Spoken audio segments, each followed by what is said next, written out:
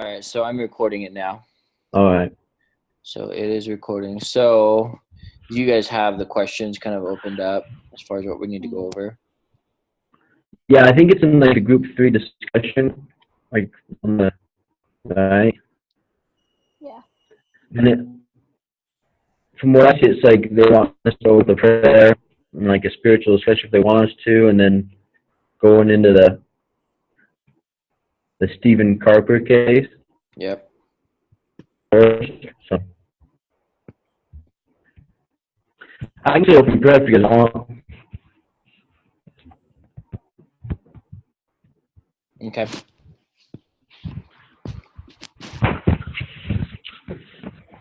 Heavenly Father, we thank Thee for letting us all come here today and meet over this Zoom meeting so we can discuss the things we've studied, and please ask us that we'll be able to remember all those things we've studied, and so we can have a good discussion and understand what's trying to be taught to us here and things that we can learn to take into our lives in the future. And we thank for the weather we've been having, the moisture that we'll be receiving, and we'll say these things in the name of Jesus Christ. Amen. Mhm.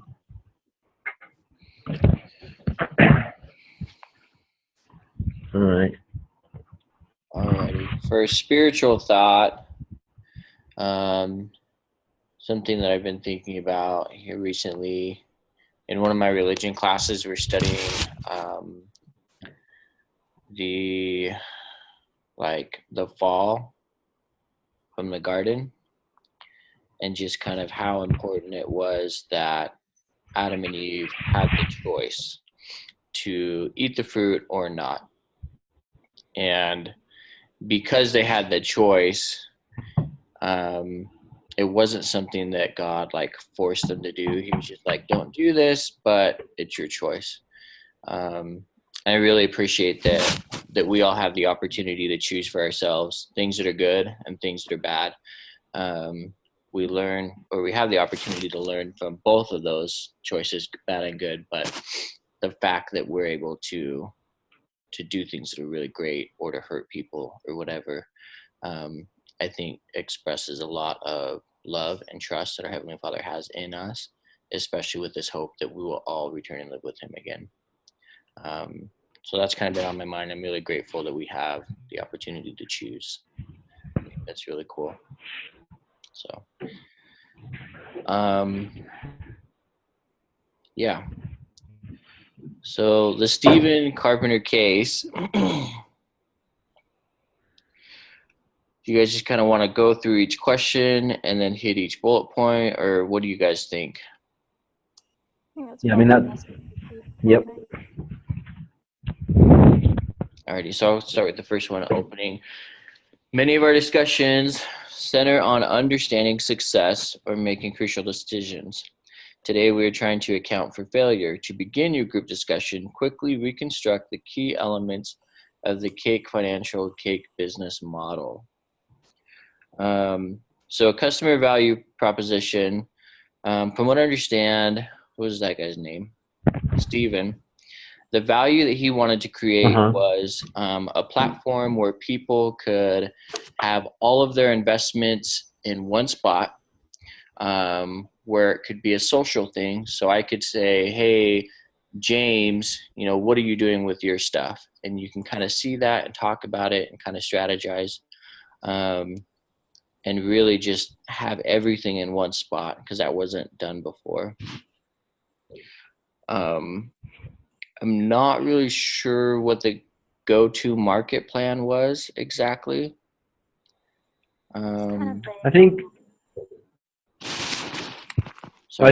the market plan also, because has to match up with the value proposition, and they're trying to market people that would find value in that kind of a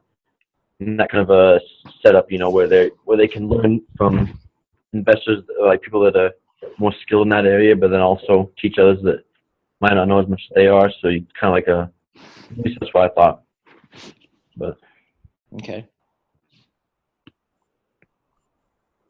But I don't really know what if that makes sense to the go-to market plan. I don't know what they mean by that. Let's see. Um, Is it Kayla? Kayla, yeah. Kayla, okay.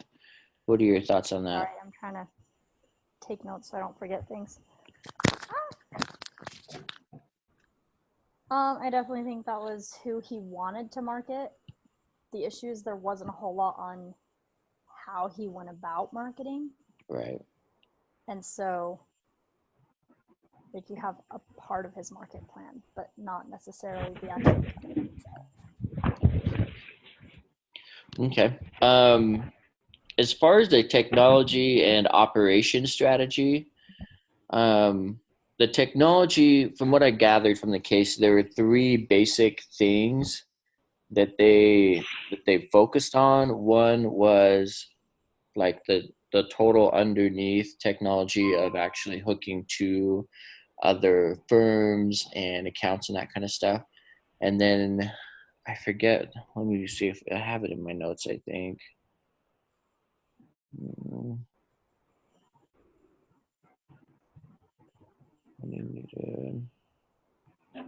So they said there is a data aggregation, the analytical layovers, and then the software that customers would actually use. So his strategy was to do the aggregate data, and then focus on, or let's see, the analytical layers of the software, and then the interface. At least that's what I got. What do you guys think on that one? I think that's pretty spot on. Yeah. And then I'm trying to remember what I put down for the cash formula.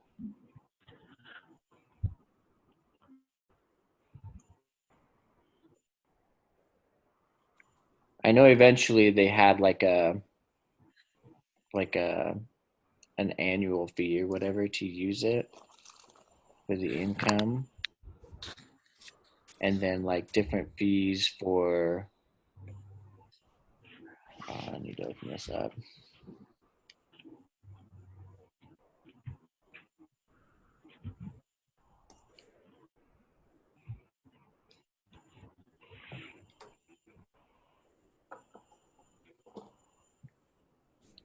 Just a second, I gotta plug my charger in.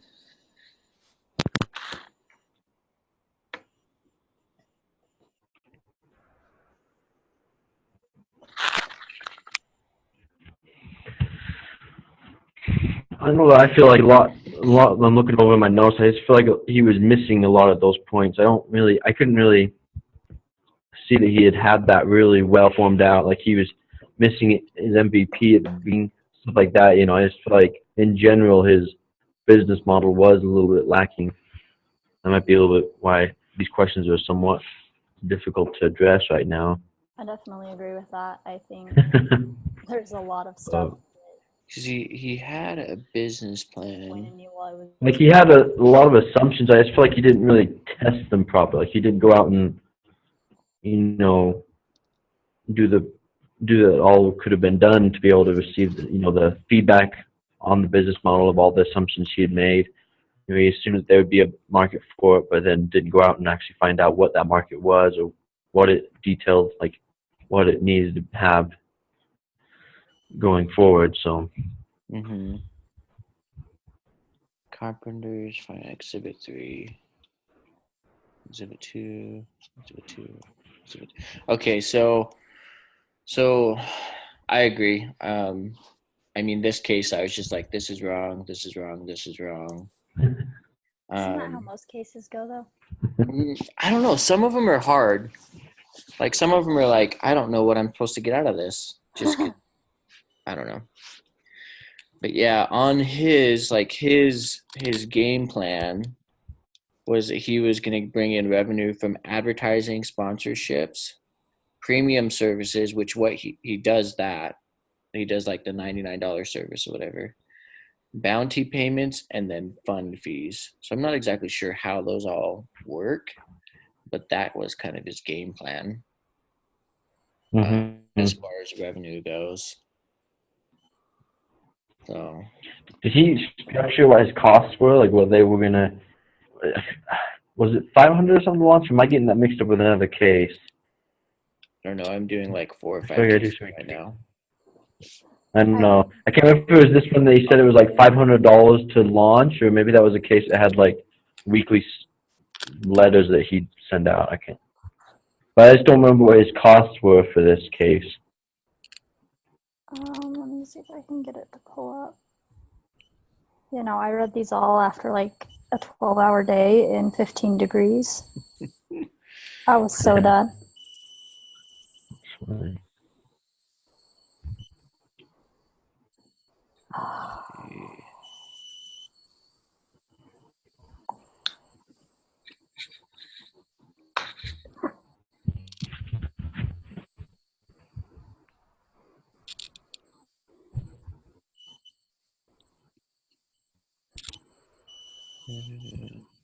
Yeah, so on Exhibit 3, it just goes over the revenue and then cost of goods sold. But I think this is just the initial financial model. This isn't like the actuals. Is this like the forecast, or is it? No, this is his initial, like, this is what I think we're gonna do. So like the forecast, he's like forecasting that by 2010 they'd get a gross margin of, was it 50? Is that million? 200,000? So yeah, by 2010 they'd have a gross margin of 61%, which is really good. Let's see here. But yeah, from what I understand, that was the kind of the formula of where he was going to be getting his cash. So, I mean, it looks like most of his costs are like the premium services, and then also like the marketing expenses, you know, advertising and stuff like that. Mm-hmm. So, makes sense. Seems like that's.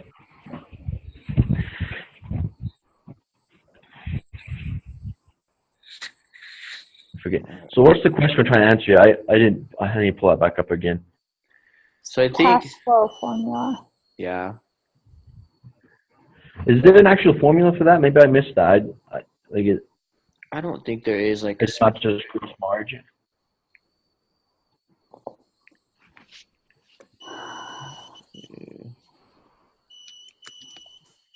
I mean, there is an actual formula, but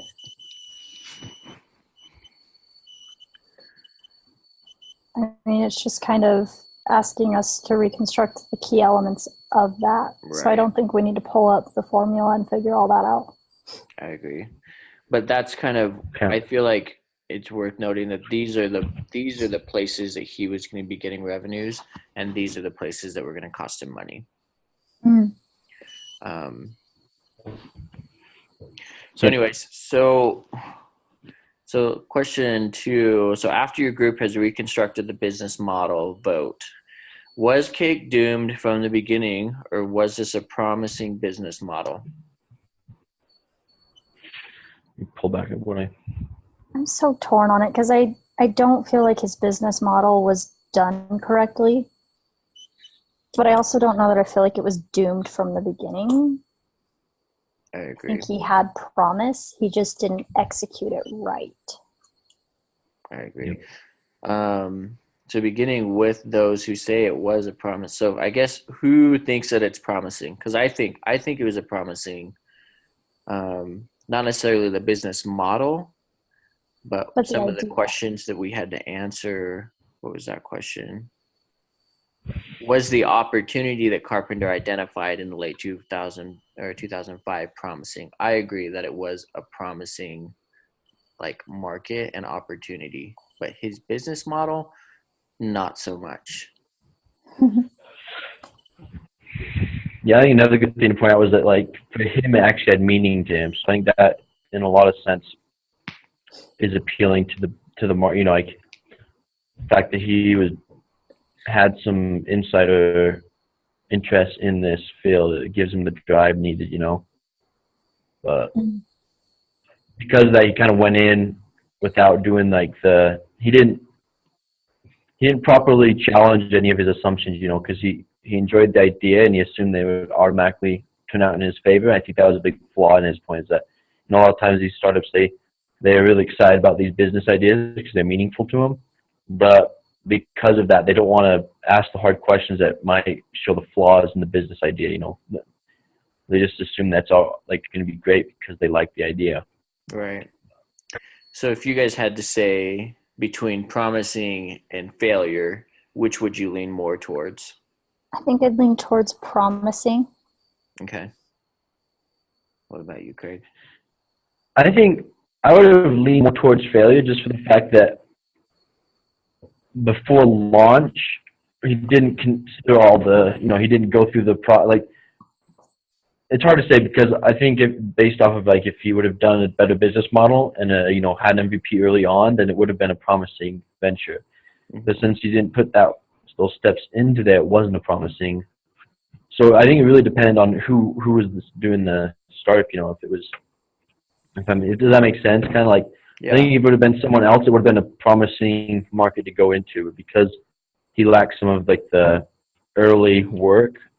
But I don't know, when are we determining when it's promising? Are we determining it's promising right from the get-go, or once you put in the effort to decide he's launching? Sorry, say that again.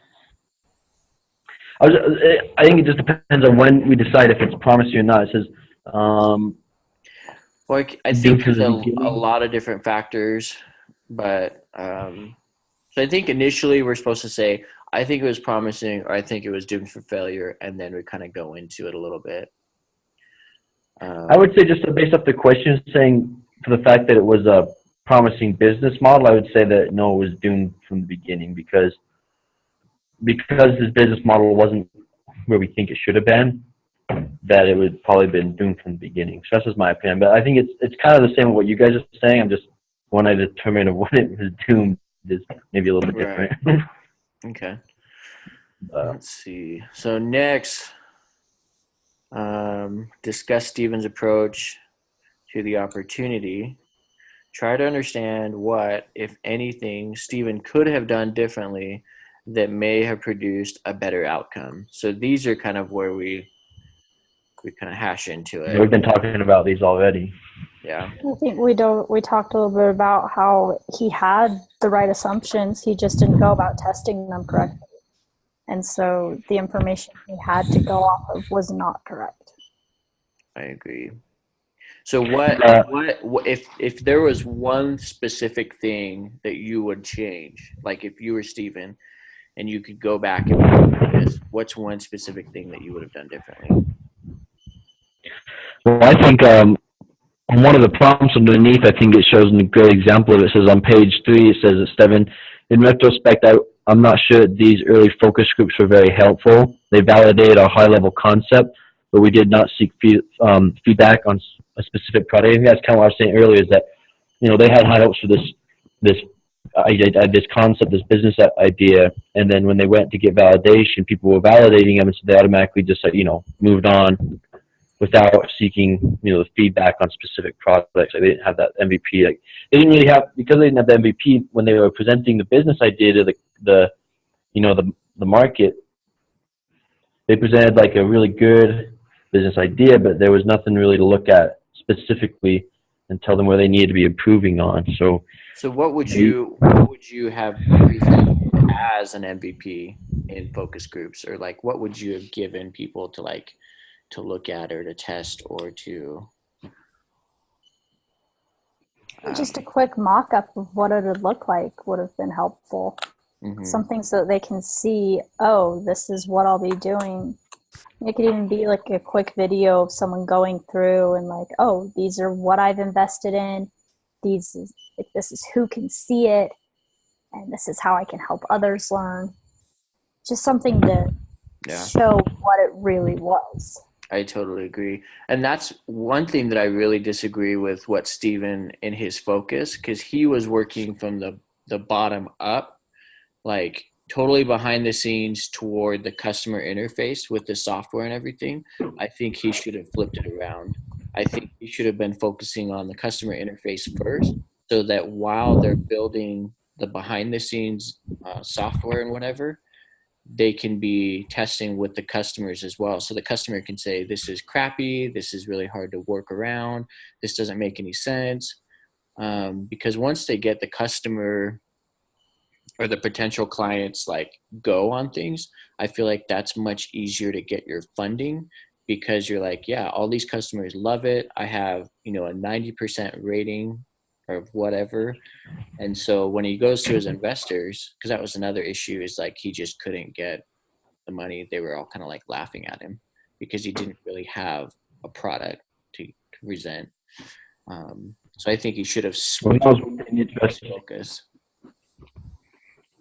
What's I was that? gonna say, that was one thing I thought was interesting too about the investors was that, he went through a list of them, and then finally the one that was willing to invest, his first, their first, I guess, sort of advice would have been to go bigger, like think bigger, which is, I think they were just trying to like get him to work and figure everything out, figure out exactly the actual scale of what his business would be. So from the beginning, Yeah. which I don't think he really knew from the beginning. I don't think he understood the scale he was trying to reach, like the size of his business either. That makes sense. Let's see. So as a group, come up with a list of ways. Which one are you looking at? I'm looking at the last one. As a group, can you come up with a list of ways Steven's approach is different from Rent the Runway, Oh, Dropbox, and Mint? How do you know which assumption to test first?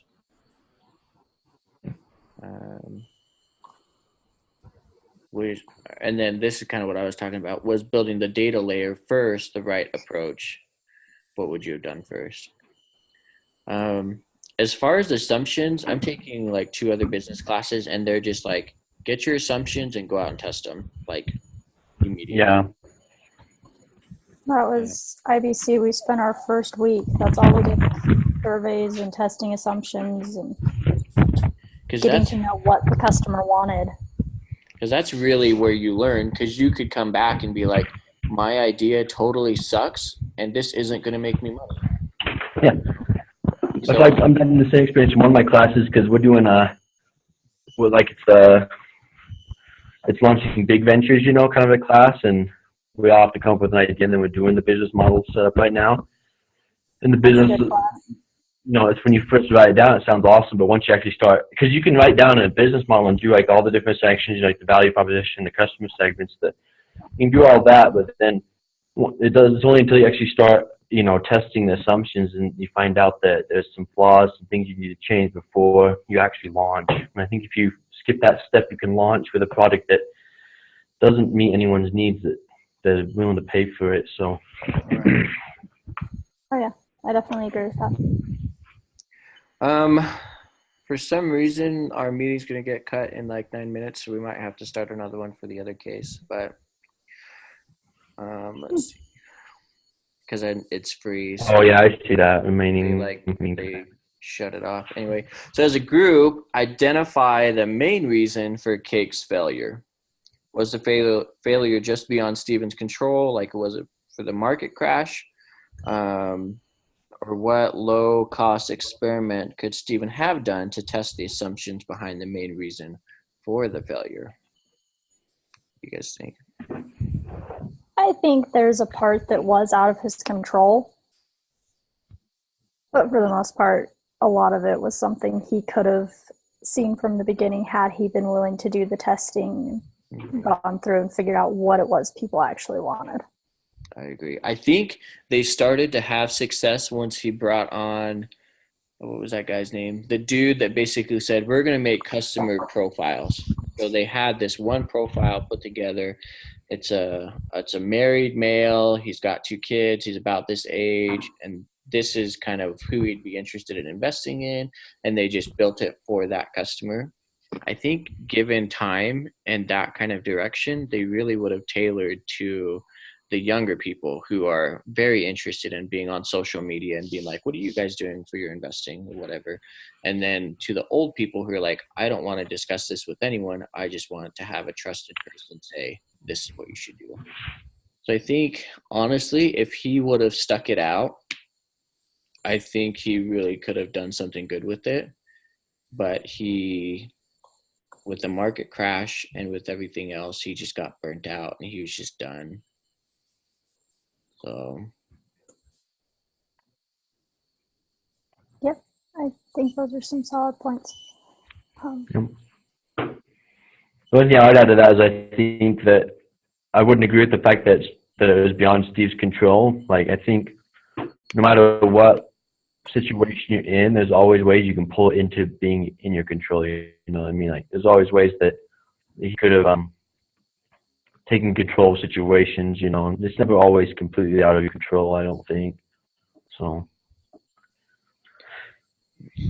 but like, I think the key was at the beginning. You know, that's why I thought it was a failure from the beginning. Because I think a lot of the stuff was in his control at the beginning to overcome and figure out, but he just didn't put the time in before, you know, the actual takeoff and launch of things. So, and then by that point, he might have ran into things that were out of his control, or felt like they were out of his control because earlier on he didn't put the time in to figure things out. So, which I think is interesting because at the beginning of the case, he's like, I want to be an entrepreneur. So he went to Harvard and got a degree, and then he was like, okay, I'm going to do this.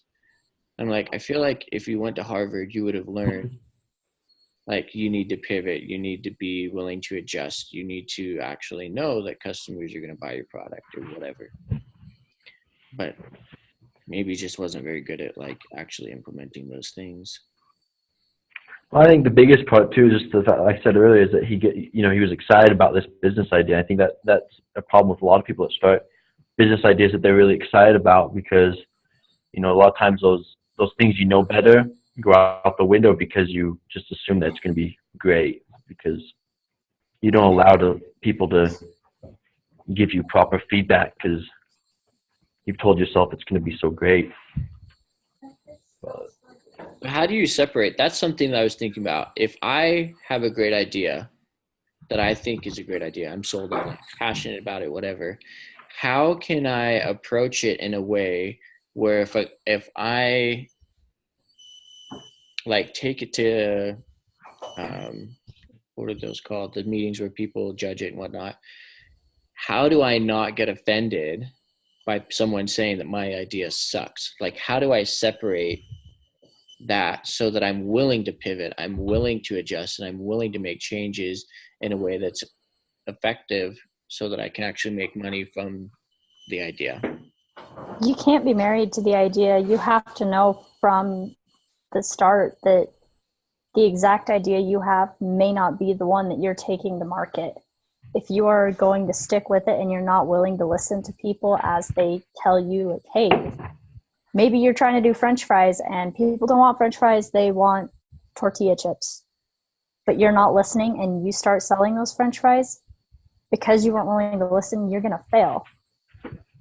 And so sometimes the feedback might suck and you might not want to hear it, but you need to be willing to listen to it anyway. I think the only thing I'd add to that too is that, because what would it be? I think that another key point to that is that when you do take feedback, don't take it in the fact that, like, some feedback's really hard to take, but don't ever say that, oh, because of this negative feedback I received means that the business idea is never going to work. You know, like, I think a lot of times when you get the feedback, you just have to understand that you have to solve the problem. You know, I like the idea of, like, the business idea is the hypothesis, and then, you know, you do tests and studies to be able to prove the hypothesis correctly. And you find things that don't work with it, you just have to change the hypothesis. You have to make it work for the situation that you're in. You know, you might want to do something, but if there's not, you know, if there's things that are problems with it, you just have to reinvent it, recreate it, twist it, put some spins on it, you know, to be able to meet the needs, meet the market the right way. So I agree. Yeah. And maybe he just, there was sorry, go ahead. What was it? No, I'm good. I was going to say, maybe he just missed that from the beginning. Like, he knew that he wanted to be an entrepreneur, but maybe he just missed what that actually meant. Because it's not just starting a company. Anyone can start a company. But an entrepreneur really is a problem solver, and maybe he just didn't want to understand what the problems were, and or just didn't address them very well. Yeah. I also think that one important thing is to not be too sold on the actual product itself, but on the value proposition. Because the products can change, but as long as it's like fulfilling the value proposition that you're trying to achieve. I don't think it was in this class, but there's a case study about a video about some medical thing. They were doing The catheters. I don't even know what they're yeah, is it about this class? No, Or is that's a that something different I'm one. getting mixed up? I That's think the that's proximate sensors. yeah, that's But yeah, that's a 480. good one. But I think that example right there I really like because their product changed. If they would have launched with the initial UV catheter cleaner, Hmm. they would have had problems, And if they were sold on that specific product, then they would have had problems. But because they were focused on the value proposition of actually creating something that would clean catheters, then that they were able to change their product because they got feedback that wasn't so they weren't good with the product they had.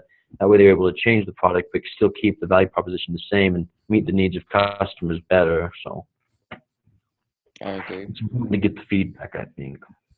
All right, I'm gonna stop this one because we're out of time.